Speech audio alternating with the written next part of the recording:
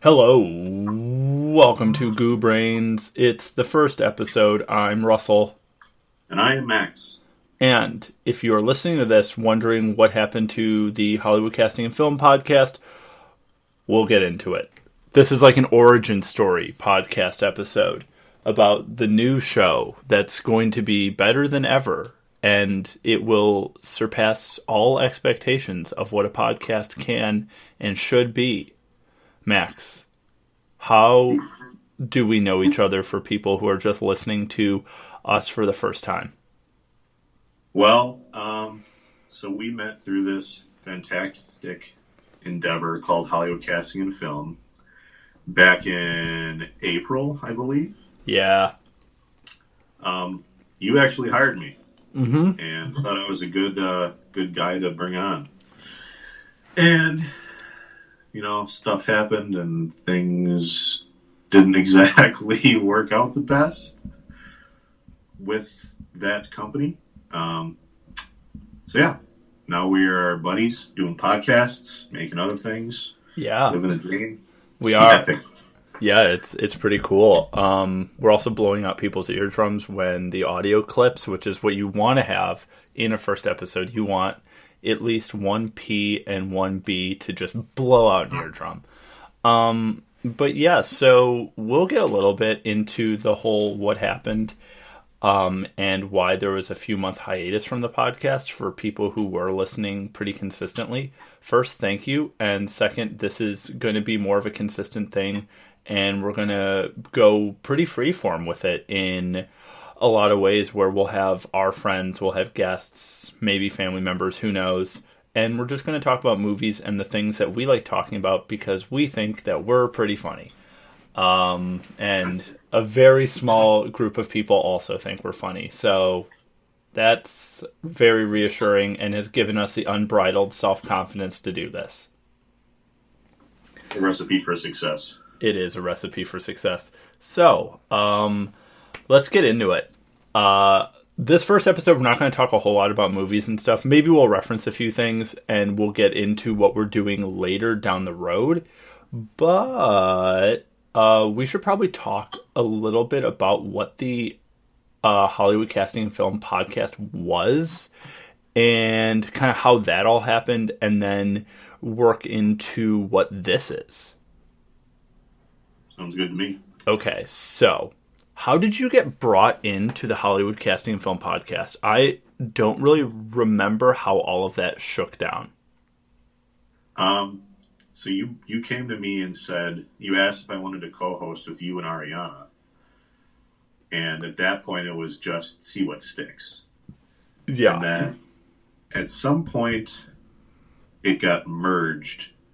And then at a totally different point, it got completely taken over. Yeah, so I think that's a pretty good way to kick this off. So basically, for those of you who are new and haven't been listening for the past 3 years through the multiple different versions of this, basically I started a podcast in 2017. Ariana was my co-host for, I think, a year and a half. And then there's this guy, Ben, who was the co-host for a while. And then we rebranded with Hollywood Casting and Film. And basically what that all was the company that Max, or the studio that Max and I were working with at the time, making movies and being film producers and directors, wanted to have this podcast entity. And since I already had a pre-established brand, I guess, and partnership with Spotify and Apple Music and SoundCloud and the whole thing, there was the logical jump to work with me on it. And since Max and I are quite close, and we're quite close as well at the time, we're like, yeah, let's just talk movies and shows and do all this other, do the whole thing. But I think when it merged with HCNF, it turned into this very strange version of being too organized in a bad way. And it wasn't fun in this kind of free form listening to two friends just chat. Yeah, it kind of turned into, why is HCNF good? And how can we make more money off this podcast by making people listen to why it's good? And because at some points it was, what's our favorite movie? Or what's our favorite genre? But most of the time it was, how does stuff get cast with HCNF? How do people get jobs there? What do they do as a company? And like there was a hiatus, and then all of a sudden the podcast came back and it was all HCNF stuff. And then it's like, we interview our casting directors, or we interview our CEO or whatever. Yeah, and that was simply not what I like doing. Because, I mean, I'll shill out for a brand, for real. If you're listening to this and you're a brand and you want to sponsor us and give us money, we'll talk about anything. We'll talk about conflicting brands. We'll have Pepsi and Coca-Cola sponsor us. We'll do it. We'll have abstinence companies and dildo companies sponsor us simultaneously. So, get on that, brands. I will do anything for money. But I really do. I agree with you, Max. I think that a big part of it turned into almost this advertisement in a non-ironic kind of way. And that was something that I simply wasn't really comfortable with. And since we took the secondary hiatus with the HCNF stuff, I kind of just stopped doing it and became a little bit apprehensive in, the preparation, because I don't want to turn, my fun hobby / thing that I do on the side into a corporate sponsorship. That's not all I want to do. And it was being led down this weird privatized thing that is the opposite of what podcasts should be. This should just be sort of like talk radio or comedy radio, whatever you want it to be. And it just was being a bit manipulated. So basically they wanted to advertise without actually paying us to advertise. Oh, we'll get into not paying us. Yeah, that's a whole nother ballgame. Yeah. And that is a whole nother ballgame that is very real in this industry. So for those of you who may not know or may not have picked up on it, Max and I are in the film industry. We are film directors and producers for short films, as well as this in the works big project that we've been working on for the past several months and is looking to be very, very, very promising. So Max and I, that's what we do for a career path. And if for those of you who don't know the film industry, it's sort of like if you threw all of your options up in the air and have no idea how to catch any of them, and the entire industry is trying to punch you in the face while you're doing your thing. Yeah, it's kind of like if you stuck a tortilla to a wall and then put a bunch of beef through a fan and hope to see that something lands so you can make something of it. Yeah, and you're like, oh, wow, this is a really good enchilada. It's fucking not. So, not to sound down on the film industry, because I love making movies. I love doing what I do. It's just a very hectic and unpredictable landscape to be in, for sure. Especially now with this whole, I don't know if you guys have heard, but there's a thing happening right now where in public we can't go places anymore, and masks are mandatory to keep us alive. And that's pretty fucking crazy if you do ask me. Yeah, it kind of puts a bummer on places where, 100 people meet for work and anything can happen from fist fights to kissing. And COVID kind of gets in the way of that. Yeah, I mean, people are still welcome to do all of that in my bedroom. 100 people can get into a fist fight and kiss. So if people are looking to do that, hit me the fuck up. So we wanted to give a little intro at the beginning of this as to, what was happening, who we are, and kind of the situation. And we'll tell more of these stories as we go along. And a lot of the guests we're going to have know us through this experience, through this very fun shared experience. And we'll talk more when we have different crew members and friends and teammates on about some of the shenanigans that went on during some of the shoots at HCNF, because some of these stories sound so unbelievable that you would think we're making them up. but we need to have someone else to contextualize the amount of bullshit that we got up to. They also need to be documented, so people know that these things aren't fictional. Yeah, it's some of these stories, I don't even want to get into them, and some of the characters we've met through this, that could be its own podcast. Just the experience we had in 8 months doing this pretty back to back to back, and some of the characters you run into. So that will be a thing to get your ear holes ready for, because there's some shit that went down that is so totally not what you would think would happen on a professional film set. And none of it is bad, or none of it is at all aggressive. It's just the shenanigans that you get up to. And if anyone's listening to this who might be younger, who wants to get into film, we'll tell you the positives and negatives, but how much fun the job can be, and sort of a little bit how to navigate the landscape from people who have no idea what the fuck they're doing. Me. A lot of the stories just stem from a group of friends hanging out, and they're also trying to make a movie. Yeah, imagine, listener out there, or listeners, imagine you and your best friend. Okay, you guys probably get up to some shit. Now try to make a movie and have actors there and money riding on it. Doesn't that sound like a disaster? It does to me as well, and that's my reality. It's a fun disaster. Mm-hmm. It's like the Titanic crashing, but you're also on acid. Or crashing on a nice tropical island. But you're on acid. And also you're not getting paid. Oh, yeah. It's like you're on the Titanic crashing, you're on acid, and someone also just pickpocketed you. That's pretty much what happened. But not to sound down on it, because there was a lot of very good experiences. And in general, I would say it was very positive, and it brought myself and Max and the team that we have together in a space where we can really make some cool stuff. So on the whole, it was a genuinely good thing that this bad thing happened.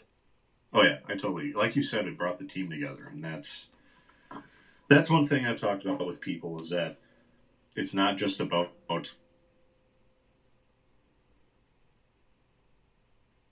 getting you trust to get stuff done. Yeah. Sorry, you cut out for a second. But we got you, bud. We got you. No. And so on that note, I thought it would be a really good opportunity to ask you, what would be the first thing you would do if you had a time machine? I think this is the most appropriate time to bring this question up, because I have a few things and a few scenarios to run by you for this first episode, because what we're doing is we're doing a little bit of a time capsule here. So I think we should talk about time travel. I can go anywhere in any time. Yeah, but you can only go backwards. You can't go forwards in time from the moment you get the time machine. So, okay, say you get it at 11:59 p.m. on a certain day. Say you spend 3 months in the past, you'll hop back to whatever the future is for you in that time zone. You won't hop back to that 11:59. Time continues to move forward. You're just sort of like absent. Interesting. Yeah, this is my version of time travel, because then there's consequences. Honestly, I don't know if I'd change anything for like the past 6 months. Yeah. Even though we do a lot of shit talking about what went down, I think in general the end result has been good. Oh, absolutely. At least from where we are now. Yeah, where we're sitting now is very good. There was a few moments, between what happened and what is happening now, where we sat down together and with other people that will be on this show eventually, and I'm sure these stories will come back up, where we sat down, we're like, what are we going to do? We are absolutely up shit creek. And I think through our patron Saint Dylan, who's going to be on this, and his best friend Mr. Jesus, we've somehow through some form of miracle, have gotten to a place where we are now, and it's pretty fucking sweet, let me tell you. Yeah, coming at it as a bunch of 20-somethings in this very unique industry, I wouldn't say I'm surprised, but I'm very glad that it's where we are now. I absolutely agree, and I think it's one of those things where we'll get back to the time travel thing in a sec, but it's weird. I was thinking about this before this podcast and wanting this show to also be sort of an honest look at us in a very unfiltered way, where with this, myself and Max have sort of stumbled into leadership type roles where we've really fostered this environment where we want everyone to be friends because that would be a cool idea. And it kind of has worked. And I think it worked partially because of the whole COVID situation where we all needed each other. But also it just happened because I don't think any of us in the group we have, spoiler alert, none of us, I don't think have ever been the cool kid in the group or in our previous friend groups. Maybe we have. I know for sure I haven't, but it's sort of this situation in this industry where a bunch of people who are always kind of on the outs have found each other, and then now we're all the cool kid. It's like we're the world's smartest horse. I know you hate Big Bang Theory, but it kind of reminds me of Big Bang Theory. I do not like Big Bang Theory, and I will rant on that for an entire episode. Why I don't like it, and that will be an episode why Russell doesn't like Big Bang Theory. But I do agree. Yeah, it's a group of fucking weird people who all got together and are like, yeah, let's be friends and play a shitload of Fortnite. Yeah, let's make some movies along the way. Yeah, let's make some movies and maybe another big project that we'll talk about hopefully when that becomes kind of public knowledge sooner rather than later. But with the time travel thing. So what are you thinking? What would be the first thing that you would do with time travel? And let's not say what your actions, we're not going to go butterfly effect. Your actions are your actions. So it's not like you go back in time and it'll change the course of history. You basically go back in time and fuck with stuff, and there's no real repercussion on the future.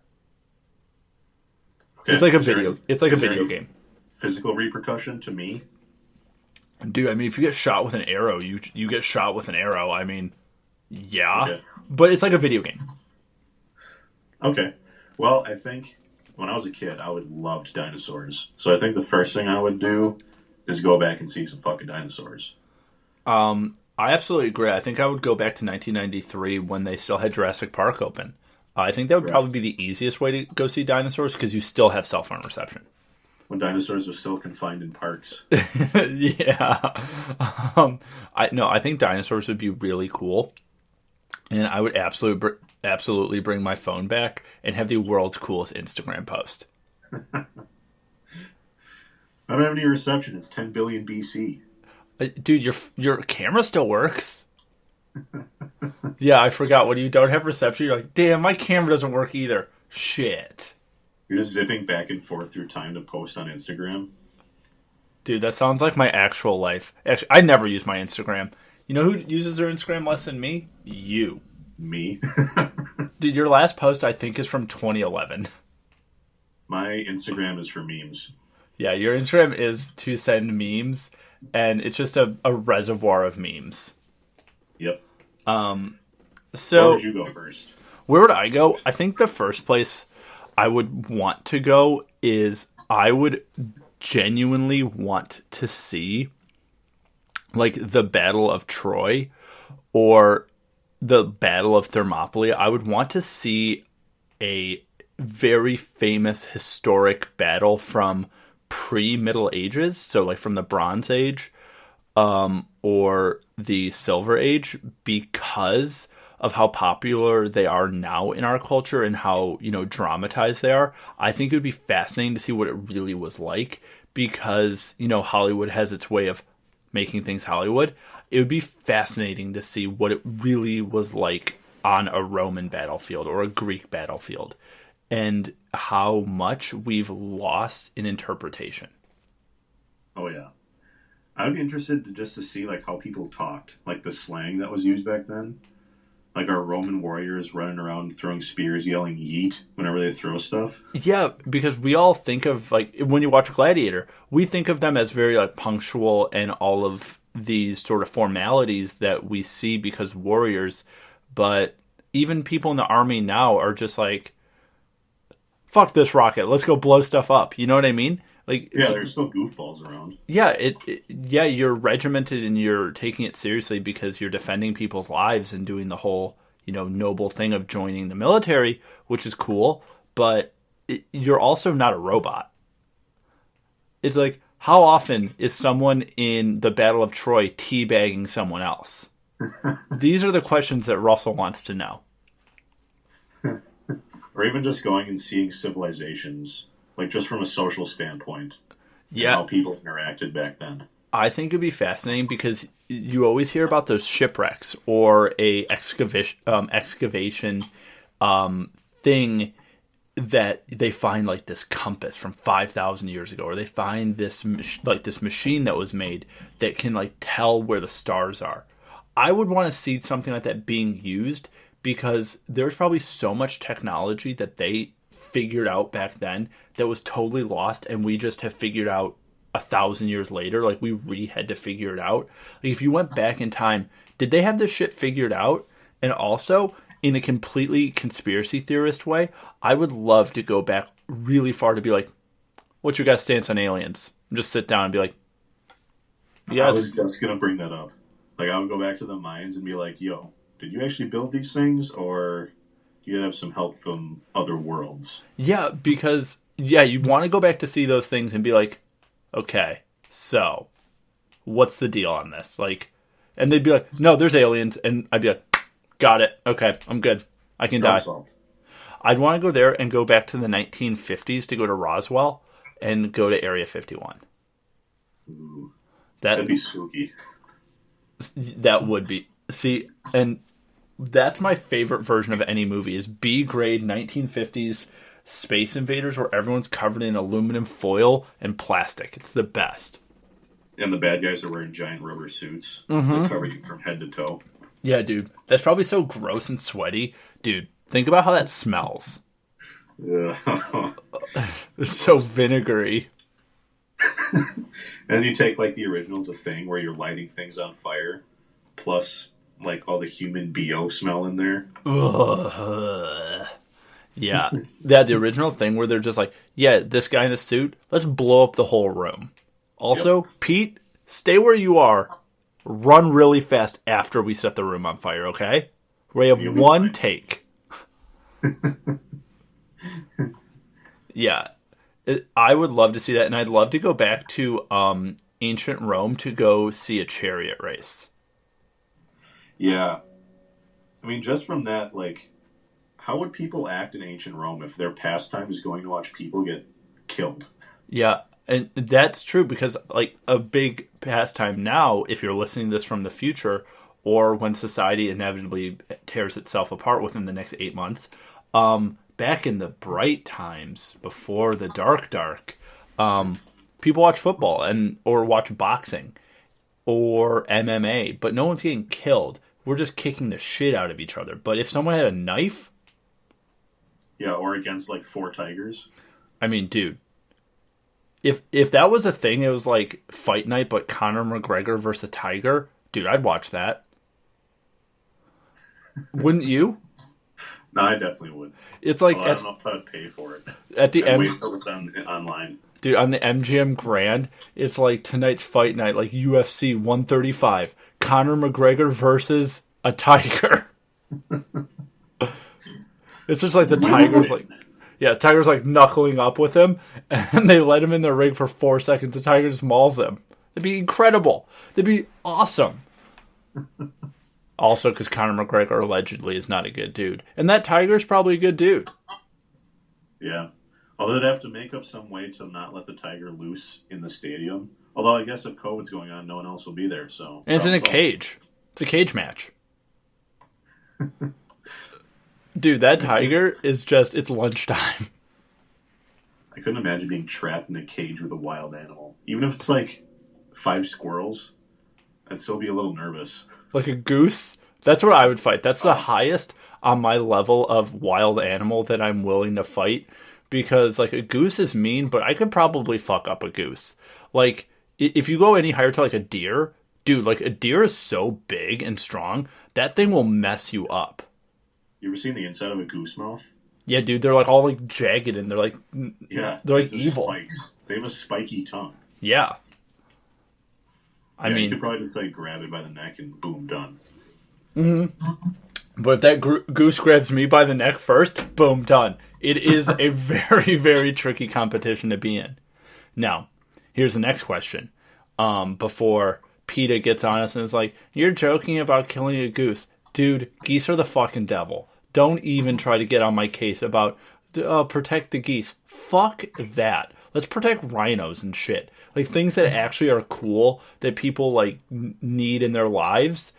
Goose, what are they doing?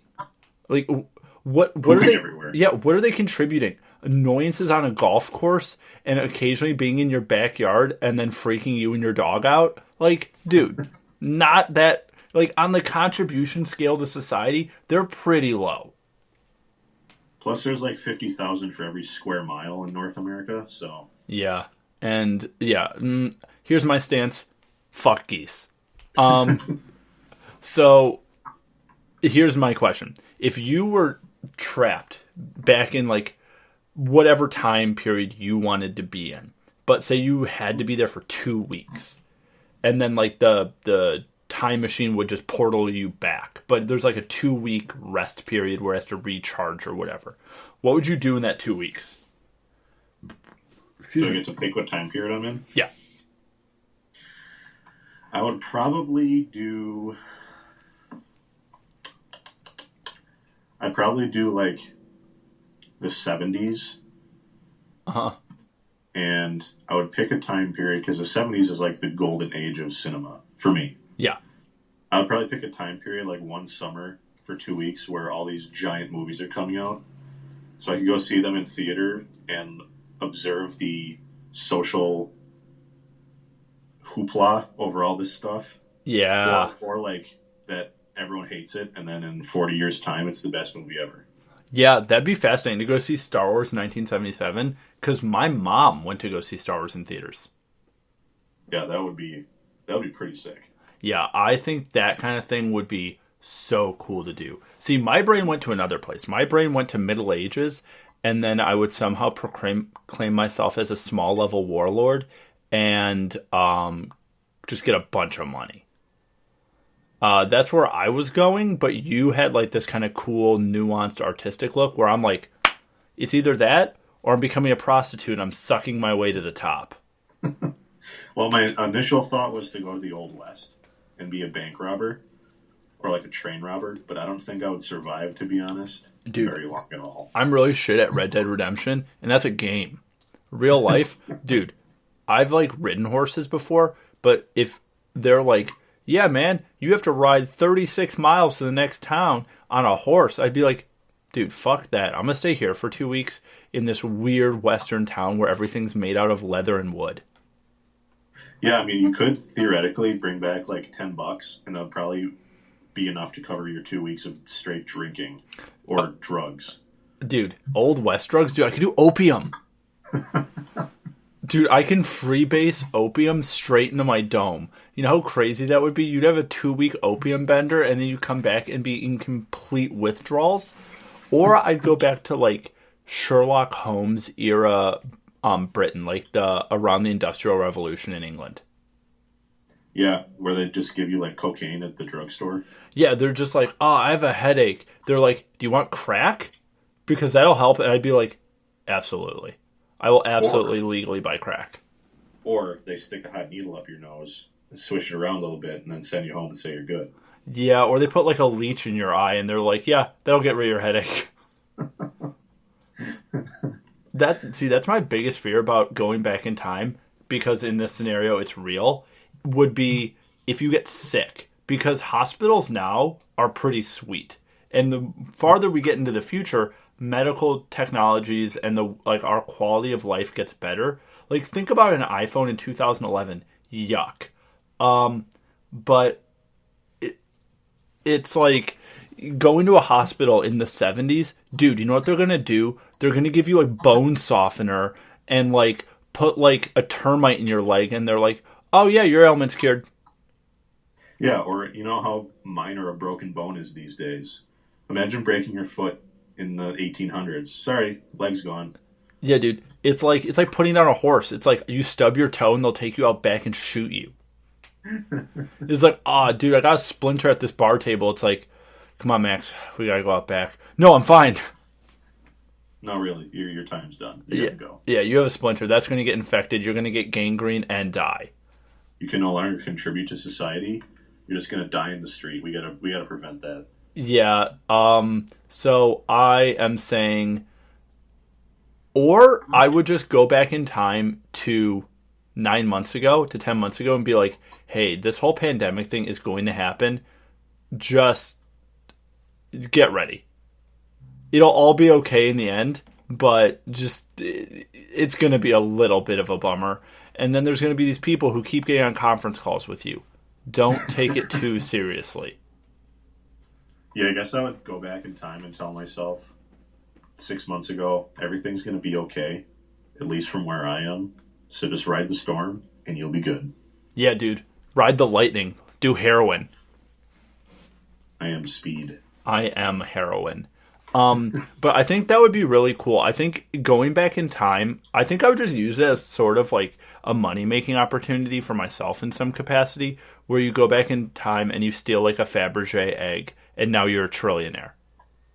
What was that movie where the guy, the Beatles didn't exist, and so he did all the Beatles songs and was a trillionaire? Oh, yeah. That came out last year. I never saw it, but that's such a fascinating premise. Yeah. And I don't know, like, if it was time travel or if he just, like, woke up one day and the Beatles didn't exist or what. I think he woke up one day, they didn't exist, but he still had complete memory of all of their stuff and was, like, a massive fan. It's like me if I was a better musician with the Strokes. That begs another question is, if the Beatles' music got released today, would it be as popular? Or is there a nostalgia factor? I think a song like Eleanor Rigby would be really good, or Hey Jude would be really good, but it wouldn't sound the same. Like, they'd have, like, the producing and the production quality on it would be more synthy. They'd have a rap verse. Ugh. The Hey Jude, yeah. They'd break it down, and Post Malone would be featured on it, and it would make me upset. And not to sound down on hip-hop, I'm actually a huge hip-hop head, but there's certain songs that you don't need a rap verse for. But think about a song like, what's a really popular... Okay, this song is a few years old, but it's pretty relevant because it's still quite popular on the radio. Think about the song The Hills by The Weeknd. Big song. What if that kind of song and the message of that song came out in 1965? I mean, it's just the equation of what things would mean in different time periods. Mm-hmm. Like, dude, think about just the lyrics of a song by, like, the Migos or Travis Scott. Travis Scott isn't as filthy, but think about, like, a Migos song where they're literally talking about, like, snorting coke off of a girl's butt and then having sex with her. And then doing that with, like, 10 different women, that kind of thing. Like, think about those kind of lyrics and what that implies, but think about that in 1940-something. What would happen? They would probably go to jail. Yeah, or you'd be burned as a witch. Dude, yeah. Or, you know, like how back in the day Elvis was this sex icon because he moved his hips and his music had this provocative sexual undertone. And all the parents hated him. Yeah, and then you look at, like, the 90s with Slim Shady, Eminem, that whole thing, and then, like, NWA and this whole fuck the police thing, and then you look at the Migos now. And we look back at Eminem as like, oh, that's kind of quaint. And you look back at Elvis as even more quaint. But let's say in 2035, are we going to look at the Migos as quaint? Like, what is the next step? Well, yeah, what's going to make the Migos seem quaint? Yeah. What are the songs going to be about? Exactly. Like, I think the songs, if you make the Migos seem quaint, the song is literally just going to be the recipe on how to make methamphetamine. Or like how to get away with murder. Yeah, it's like, this is where you bury the body. And it's like, holy shit. Because the Migos have a song called Stir Fry.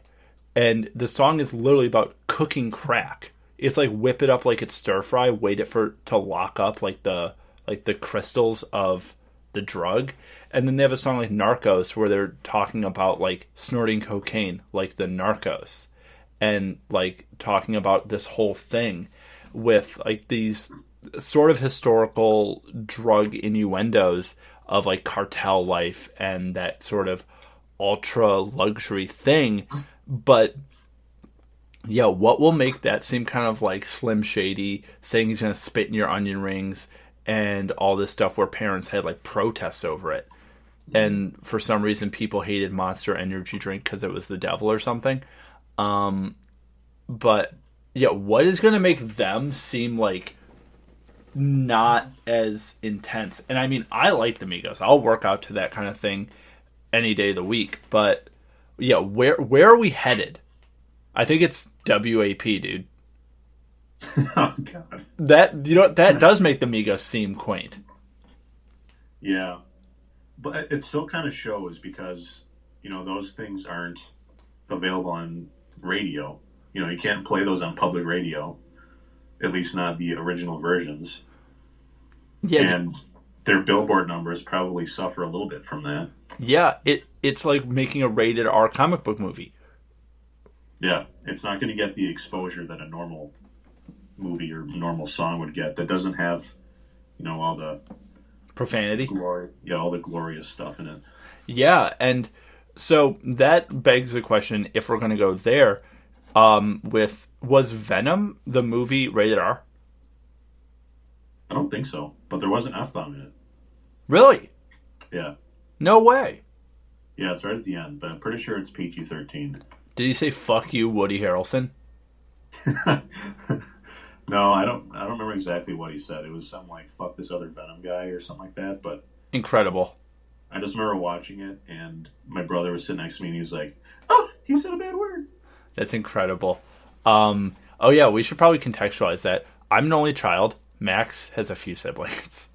Yes, I have 4 younger siblings. And at the time of watching Venom, my brother was probably 12-ish. Uh-huh. So it wasn't like, oh no, a bad word. It's like, oh cool, a bad word. It's like, ooh. I know that word from school. Yeah, I know that word from arguments. So I'm pretty sure it was PG-13. I know that word because that's the word that my buddy Timmy's parents call him. I'm scared to go to Timmy's house. It always smells weird in there. That's like a Christmas story. I'd heard my old man say that word a dozen times a day. Dude, my dad looks like Ralphie. Dude, he does. My dad looks exactly like Ralphie. Your dad looks exactly like Anthony Fauci. My dad does look a little bit like Anthony Fauci. And my dad's also a doctor, which is hilarious. And they sound kind of similar. Basically, the morals... The bobblehead I forever thought was your dad. Oh, dude, the bobblehead looks... So we have this shrine to Anthony Fauci in my house because my parents are doctors and they think it's funny. And I also think it's funny.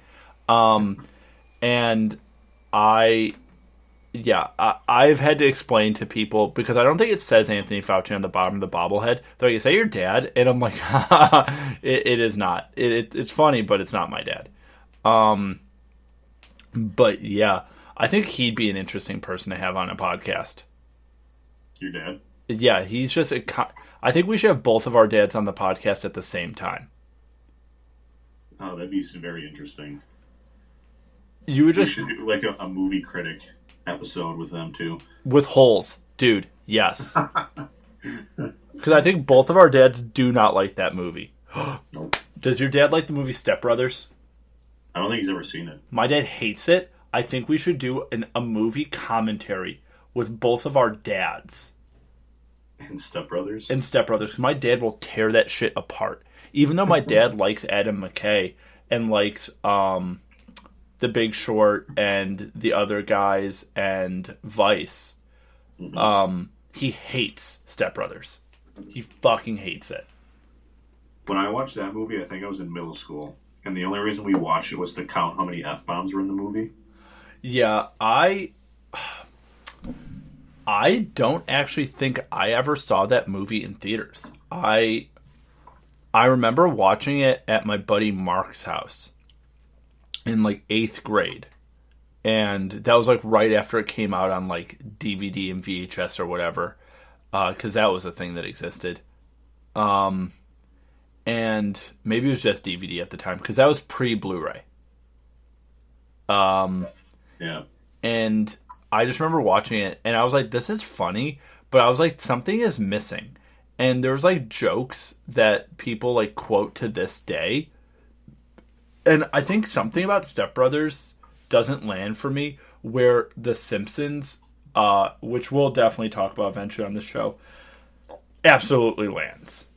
Mm-hmm. And yeah. And The Simpsons is, I mean, as good as like Step Brothers is in the other McKay movies, I think Simpsons is just way wittier. Whereas Step Brothers is a lot of slapstick stuff. Yeah, and I'm not a big slapstick fan in general.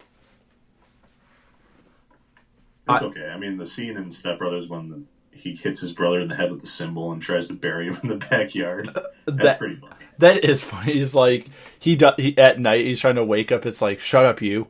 Like, that kind of stuff is quite, like, it's quite good. And Will Ferrell and John C. Reilly really sell it, which it obviously helps. But I think, like, the whole, like, boats and hose thing and that other brother who's just a douche, that, it doesn't work. I love that actor in Parks and Rec and all of that, but it's just something in that movie where this guy's just too big of a prick. It just doesn't work. Yeah, what's his Adam Scott? Is that Yeah, Adam Scott. And the dad, who's the dad in Alf, is so much better in Alf than he is in Step Brothers because he kind of plays the same character, but I think Alf is just better written. Isn't Richard Jenkins the dad in Step Brothers? Yeah. He's the dad. He's Buddy's dad. No, that's Bob Newhart. The New York dad. Oh, that's James Caan, the gangster. Then it's the same dad. The dad in Step Brothers is the same dad in Alf. I don't know about that. Okay, I'm looking this up. We're doing live research. Let me do this. Let me look this shit up right now.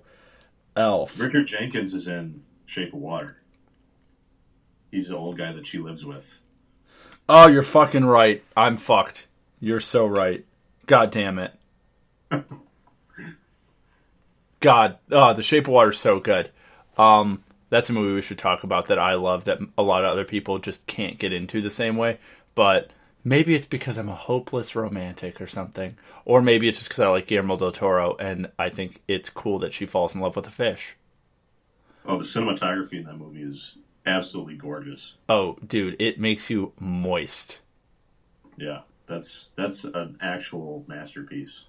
I love the we're just going to get in The Shape of Water. The one line that always stands out for me is where Michael Shannon's character at the end is like the Russian doctor, who that guy doesn't speak any Russian. He learned a Russian accent and all this stuff for the movie, which is incredible. That is. But let's say in the movie his name is Paul. He's like, Paul, you are speaking Russian. Why? And then shoots him in the face. And I'm like, and then drags him by the bullet hole. And I'm like, that's so good. Michael Shannon is great too. He's one of my favorites. And he plays, like, he does play good guys sometimes, like Knives Out. He's not a terrible person. Yeah. But like even when he's good, so to say, he still just has that look where he's like shifty or like he's up to something. Dude, he is incredible. Let me look this up, but I'm relatively certain that Michael Shannon and Harrison Ford went to the same high school, because they're both from Chicago. Oh, really? Harrison Ford High School. I think he went to New Trier. He's from Morton Grove, which is really close. It's actually by the studio, is where Harrison Ford's from. Oh, okay. He went to Maine East High School before attending Ripon College in Wisconsin. Yeah, that's where my uncle went to school. Really? Yep. And then Michael Shannon, high school. So Michael Shannon, went to literal. This isn't helpful at all.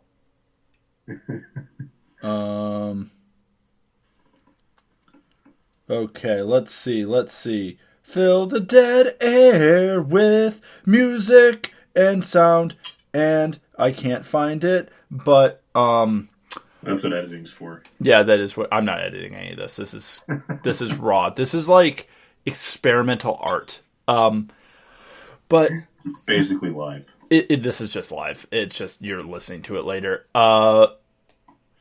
I know Tina Fey went to New Trier because the show Mean Girls, or the movie Mean Girls, is based off of New Trier High School. Oh, yeah. I remember you telling me about that. Yeah, because her and Harrison Ford are from very similar areas in Chicago. And, interesting. Yeah, and for all the Chicago listeners, and then John Mulaney went to St. Ignatius High School. And that's where Bob Newhart went. Oh, okay. They went to... It all ties together. And John C. Reilly went to my high school. Brother Rice. Brother Rice, go Crusaders. And yeah, so I always think that's funny that he went to my high school and he hated it. Why? He got bullied. Oh. For being kind of a drama kid. And then he went to DePaul. Oh, nice. That's where I go to grad school. Oh, he's crying and he's wiping his tears with his $100 bills. Dude, what's that new thing he's in with Tim Heidecker?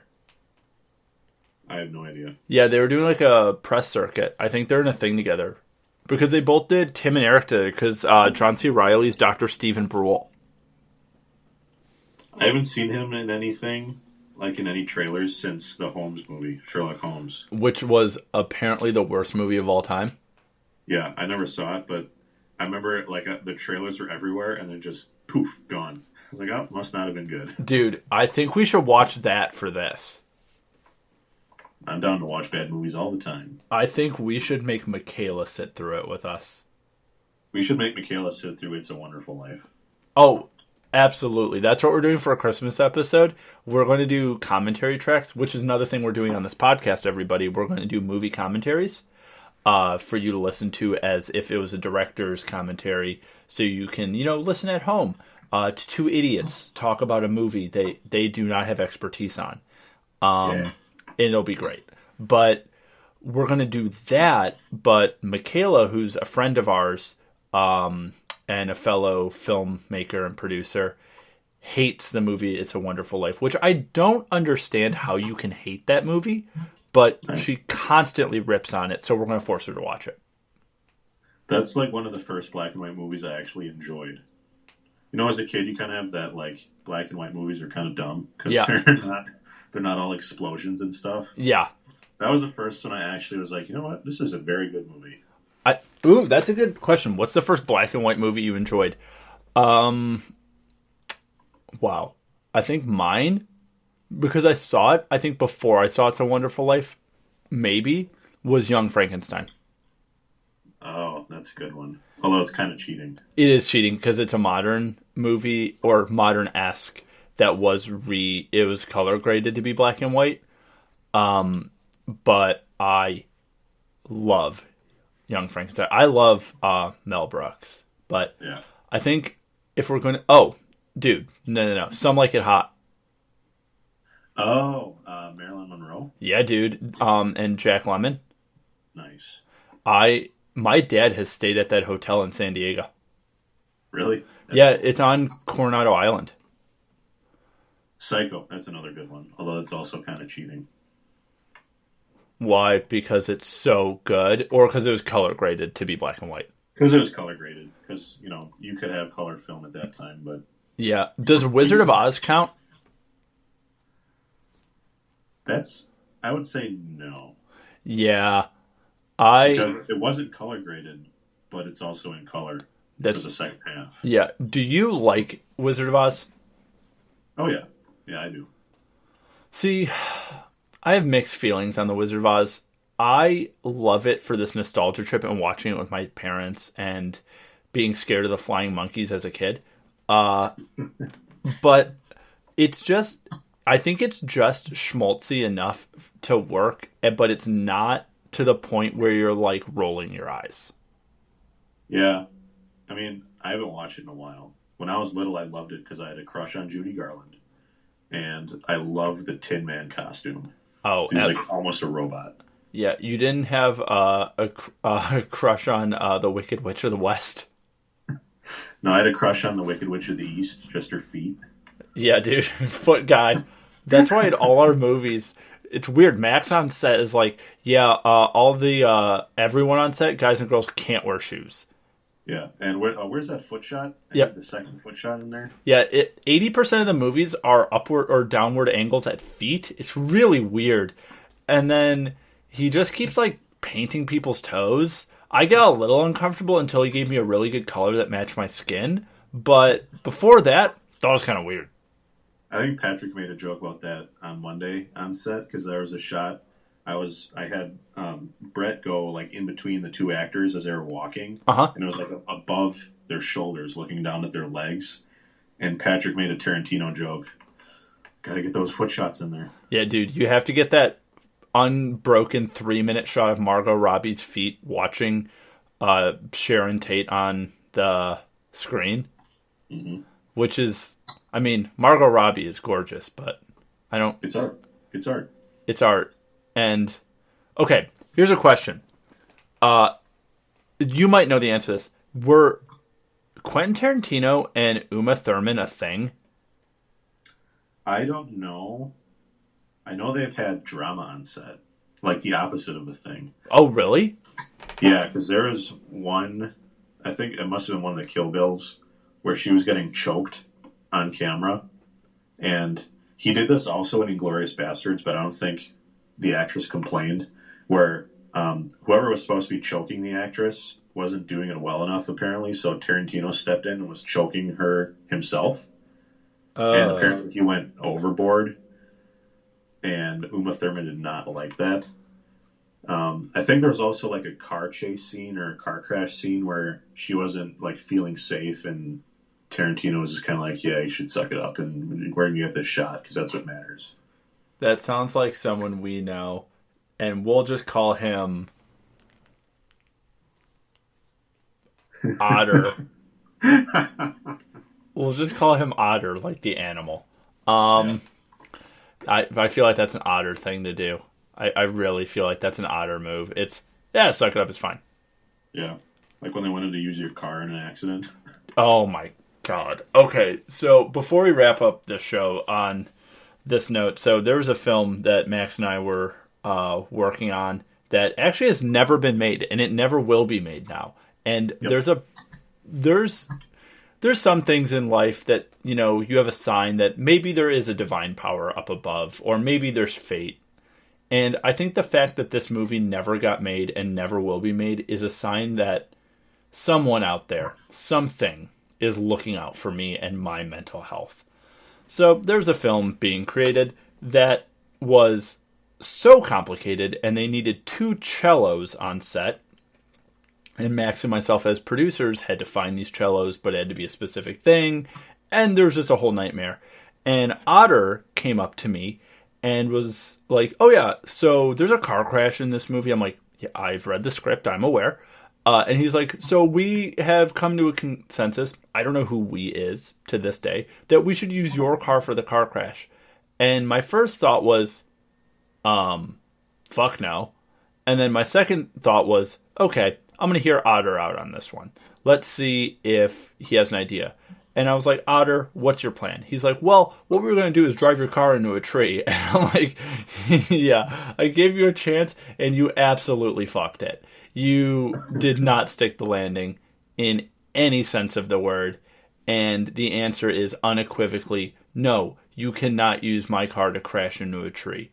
And I suggested, let's do rear projection, let's do green screen, let's do any of those things. He's like, well, that won't look real. And I told him, I'm like, buddy, this is a movie. We're not making a documentary about how you crash my Jeep into a tree. We're making a fictional piece that is massively overly melodramatic and doesn't really flow. But, you know, we've been contracted to make this. But through the grace of the universe or whatever, it never happened. And I now have faith in afterlife. That was kind of by the grace of COVID. That one got shut down. That's one of the times where COVID does you a solid, where everything's going wrong, and then COVID-19's like, hey, I got you. I will prevent this from happening. And yeah, I mean, that was pretty crazy. And then an actor asked me for cocaine on set one time, which was fucking bonkers. He is also a patron saint for us, but for different reasons. He is a patron saint for us. He is one of the most brilliant. He's one of the most unintentionally brilliant people I have ever met, and he has no idea how much I love him. He brings a level of intensity and a level of childlike wonder to everything he does, and it makes me happy and makes me remember that there's still a little magic in this world. And our patron saint is that. I think we should make one of those prayer candles, because you can design those online. I think we should make those and have them in our apartment. Yes, because we got two now. Yeah. We got two saints. We do have two patron saints. And then can we do like a Father, Son, Holy Spirit type thing? Like a trifecta, and have it on like a podium. Yes. And we have like a shrine. Yes. Where it'll teach us to be better creatives, and they'll be featured on the podcast. I want to interview one of the three. I know who you're talking about. Do you think we could pull that off? Do you think we could get that interview? I don't know, because I have a feeling it's going to just be mostly bashing on him. Yeah, it will be mostly. I think maybe we should bash on him real hard to give him a good bashing. Not tell him that we gave him a good bashing. Have an interview and then bash him again. Like real mean-spirited. Like actively be pieces of shit. Works for me. Yeah. And we could like set it up like, guys, you got to listen to this. It's going to be a lot of advertising. And then we do the interview. And then afterwards we like, see, now you believe us? Yeah. See? That this person actually exists? Yeah. This is not an act. This is him baseline. And I think that is important for us. So before we wrap up this episode, we will give you a sneak peek that our next episode will be more of the formula that we will be doing, and it will be a talk about a specific movie or TV show type topic. And one thing that we will be doing at the end of all of our episodes is giving you a what's happening next on the show. So we'll have kind of a scheduled out thing. And since we're uploading this the day before Thanksgiving, I hope you all have a very Merry Christmas. And I hope the Thanksgiving turkey leaves many gifts under the table for you. And I know I'm not messing that one up. So leave your back doors open for the turkey to come in and leave the gifts under the table. Mm-hmm. I think we should start this as an ongoing thing, and it's what's the turkey's name? Hank. Hank the turkey will leave gifts for you. And then I think also next week we should pitch the world's most offensive film. All right, sounds good to me. Well, that was episode number 1 of Goo Brains.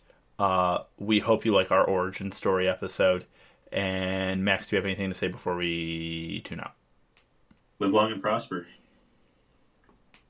The cosmic ballet goes on.